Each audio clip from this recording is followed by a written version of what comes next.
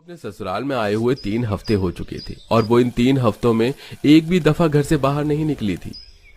सुनिए विवेक जी, शादी हुए 3 हफ्ते हो चुके हैं और जब से शादी हुई है मैंने एक बार भी बाहर की झलक नहीं देखी। अरे तुम नाराज क्यों हो रही हो शिवानी?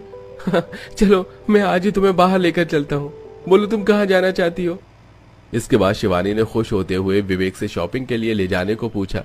विवेक हाँ कहकर शिवानी को जल्दी से तैयार होने के लिए शिवानी तैयार होकर बाथरूम में बाहर आई तो उसने देखा कि विवेक वही रेनकोट पहनकर उसका इंतजार कर रहा था।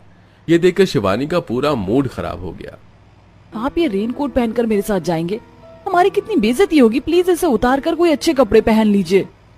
मैं तो हमेशा ही इसे पहनकर बाहर जाता हूँ, इसमें इज्जत बेइज्जती जैसी कोई बात नहीं है।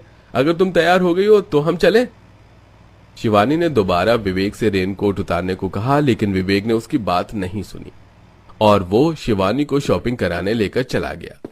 एक तरफ जहां शिवानी मॉल से शॉपिंग करने के लिए अच्छे से तैयार होकर आई थी, वहीं दूसरी तरफ उसका पति अजीब से रेनकोट को पहनकर आया था। शिवानी ने देखा कि आसपास के लोग उन्हें देखकर बातें बनाकर हंस रहे थे।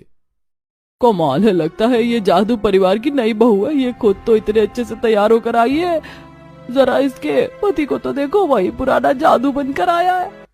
अरे सही कह रही हो, इस बेचारी को शायद पता नहीं होगा कि इसके ससुराल में सारे जादू रहते हैं। जादू जादू। लोगों के द्वारा यूं अपना मजाक बनता देख शिवानी शर्म से पानी पानी हो गई। वो इस बेइज्जती को जरा भी बर्दाश्त नहीं कर पा रही थी। वहीं दूसरी तरफ विवेक बिल्कुल शांत था, उस पर लोगों की बातों का कोई असर नहीं पड़ रहा था। शिवानी विवेक को लेकर क्लोथ सेंटर पहुंचती है, जहां उसे विवेक के लिए एक शर्ट पसंद आ जाती है। विवेक जी देखिए, ये शर्ट कितनी अच्छी लग रही है, मैं ये आपके लिए ले लेती हूँ, यहाँ पर बहुत जचेगी। अरे शिवानी, भला मुझे इस शर्ट की क्या जरूरत है?